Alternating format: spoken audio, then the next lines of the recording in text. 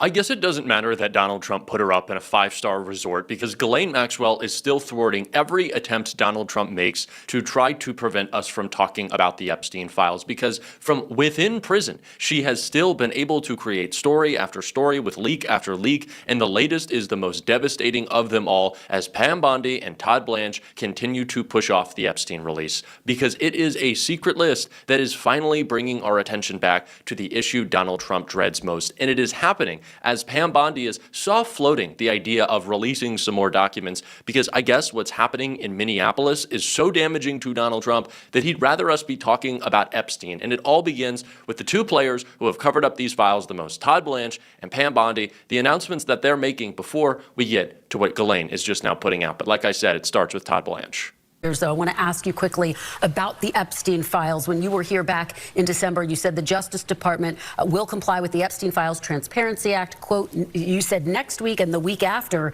DOJ is now 37 days past the statute's December 19th deadline. Less than 1% of the files have been released. So, Mr. Blanche, when will all of the Epstein files be released?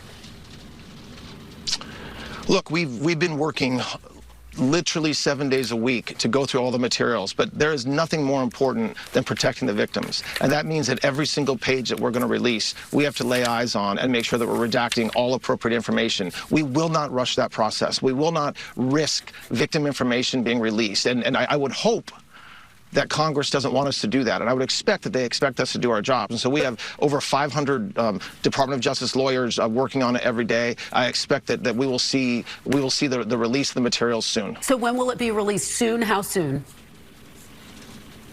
Well, listen, there are millions and millions of pages we're looking at, and I'm not gonna create an artificial deadline that I then miss for our men and women that are working on it. But we're working on it very hard, and when we know a date of release, we'll let the public know and let Congress know. But it is soon. It is very soon. We've been working on it now for over a month, reviewing hundreds of thousands of pages over the course of every few days, and we're continuing to do that. Oh, so you have no answer, and we're getting the files never, and they're just not going to come out. What do you mean you've been working day and night? You have had so many days and nights. It's been a year. What's the explanation? Should you just not be doing your job if you're that bad at it? It's like every time that Donald Trump or Kash Patel or Kristi Noem says, well, ICE, they need the support of local law enforcement and they didn't intervene to help them. Are they that bad at their jobs? Obviously, they don't do jobs. They're murderous thugs. That's it. This is not law enforcement or community safety. But no, everybody at the DOJ is complicit. They're either complicit because they're covering up or complicit because they're so bad at their jobs, it is illegal to be that incompetent. It's literally illegal. But Pam Bondi, noticing that maybe Donald Trump needs the pressure off some other areas, made an announcement about the Epstein files that I think is actually just related to the Ghislaine news.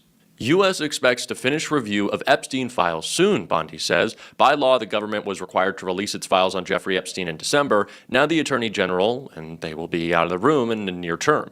The Justice Department now expects to finish its review and public release of the government files related to Jeffrey Epstein in the near term, Attorney General Pam Bondi said in court filings on Tuesday in Manhattan. Ms. Bondi said she was not able to provide a specific date for the completion of the work, which she said involved reviewing and redacting several million pages of materials in the files of the department, the FBI, and the U.S. Attorney's Office. So first of all, that's a straight-up criminal admission from Pam Bondi that there are millions more documents when she said that there weren't, and that they haven't finished completing them when they were supposed to by law back in December. So let's just start there. Pam Bondi isn't just someone who broke the law. This is an ongoing breaking of the law. But we always talk about what Donald Trump is doing to distract from the Epstein files. Now, I'm going to say something that sounds a little crazy, but when we read this Ghislaine news, you'll understand it. Is there any way Donald Trump is using the Epstein files to distract from the Epstein files, that he thinks he can release like some specific parts to distract from what Ghislaine Maxwell just said? Well, it's possible, considering this news right here. Maxwell lobs grenade naming 29 protected Epstein friends. Documents revealing secret settlements reached by Epstein associates have still not been released by the DOJ.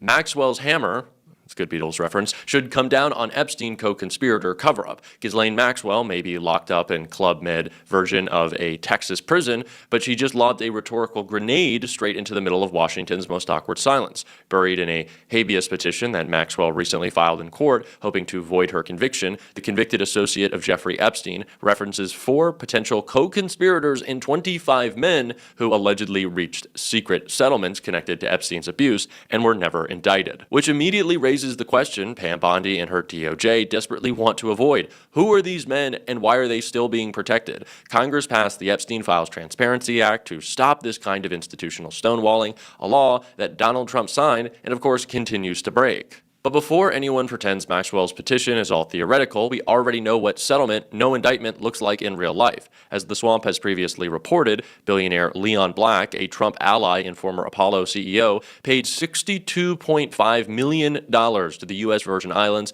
to settle claims tied to his financial dealings with Epstein. No criminal charges, just a very large check and a quiet exit. Notably, Black is the same person who, in 2018, as Congress probed foreign interference in the 2016 election, gave evidence about being with Trump during a trip to Russia in the naughty 90s, where they attended a concert, a discotheque, and according to Black's sworn testimony, might have been in a strip club together. Black paid Epstein roughly $170 million nominally for tax and estate planning, sure, but denied knowing anything about his industrial-scale sex trafficking. But multiply that settlement by 25, and suddenly Maxwell's filing looks less like noise and more like a roadmap. So naturally, Trump's response has been to deflect. Every time the Epstein story heats up, he magically discovers a new distraction. Venezuela, Greenland, the White House ballroom. If the DOJ had nothing to hide, transparency would be easy. If the files were harmless, they'd already be public. If the names on this list didn't matter, nobody would be working this hard to keep them secret. You talk about a secret list? That's the secret list. More co-conspirators, more secret settlements, more payouts to keep things hush-hush. That is what we have been looking for.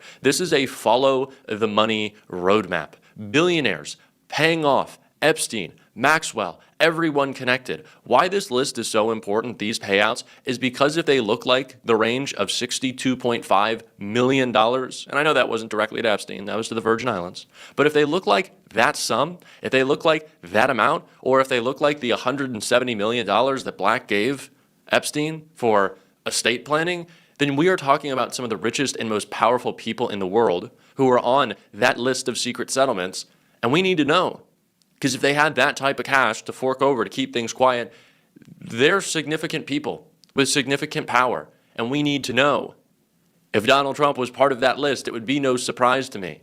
But this is why we have to follow the money. That is what has been so important as this administration moves to strip us of every single civil liberty we have. And it's not just with the DOJ and the Epstein files right now. Jamie Raskin broke down how that is exactly what is happening with Lawrence O'Donnell when they were talking about the ongoing attack in Minneapolis. Because just because Greg Bovino has been ousted his little ass doesn't mean things are done. And I want to listen to what Raskin had to say, because I think this is all truly connected. This Department of Justice has shown no interest in actually investigating who's responsible for these cold-blooded killings of U.S. citizens in the streets of the heartland of America. And they've moved to cover up the possibility of our finding out what is in the evidence, and they've moved to blockade investigations by real law enforcement officials in Minnesota and in Minneapolis. And I'm glad that Attorney General Keith Ellison in Minnesota and the governor of Minnesota are pushing and demanding in court that the evidence not be destroyed or removed,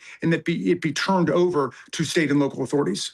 We've had the local prosecutor, the county attorney, Mary Moriarty, on this program, and she says she has opened a homicide investigation in both of these cases, and she is going to proceed with whatever evidence she can get. But it seems likely that the agents involved in these have left the state of Minnesota. It seems likely that the Trump administration would simply move them out of the jurisdiction by now. Yeah, well, criminal suspects, of course, can leave the jurisdiction. That doesn't absolve them of the crime.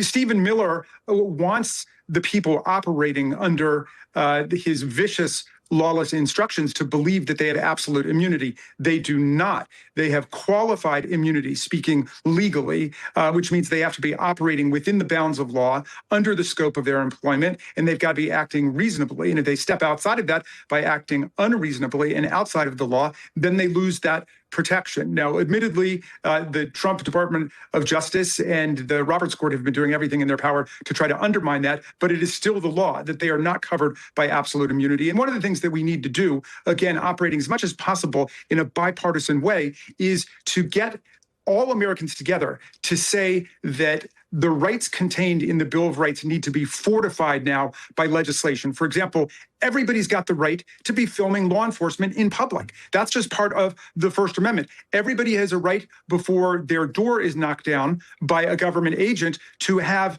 a search warrant issued based on probable cause by a neutral, independent magistrate that is in the judicial branch of government, not by the executive branch that is trying to knock your door down. It's not their warrant that's needed. It's a warrant from a neutral, impartial magistrate that can take their petition. These are the basic precepts of the Bill of Rights. They're being trampled by the Trump administration on a daily basis. And again, I just want to thank the people of Minnesota, as you've been doing, Lawrence, for standing up every day and showing the rest of America what we need to do. We need to stand up every day against this reign of terror and lawlessness by the Trump administration and fight back at every turn. And we are going to get through it, and we are winning every day, and our forces are growing all over the country.